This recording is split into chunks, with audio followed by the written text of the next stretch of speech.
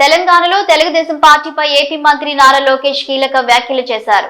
టీడీపీని పునర్నిర్మించడంపై చర్చిస్తున్నామని తెలిపారు. ఈ మేరకు త్వరలోనే భవిష్యత్తు కార్యాచరణను ప్రకటిస్తామని నారా లోకేష్ వెల్లడించారు. అలాగే త్వరలోనే పార్టీ కార్యక్రమాలను ప్రారంభిస్తామని చెప్పారు.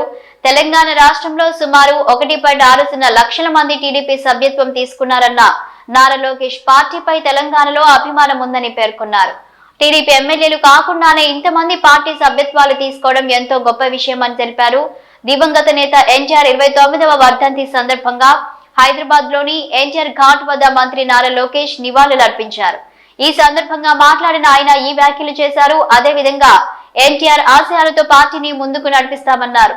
ఎన్టీఆర్ అంటే 3 అక్షరాలు కాదన్న ఆయన ఎన్టీఆర్ అంటే ఓ ప్రభంజనం అని చెప్పారు. సినీ రంగంలోనే కాకుండా రాజకీయాల్లో రాణించారని పేర్కొన్నారు. గతంలో తెలుగువారంటే మదారాశులు అనేవారని, కానీ ఎన్టీఆర్ఏ మనమంతా తెలుగువారమని గర్వంగా చెప్పుకునేలా చేశారని తెలిపారు. ఎన్టీఆర్ కు భారతరత్న వస్తుందని ఆశాభావం వ్యక్తం చేస్తున్నట్లు తెలిపారు.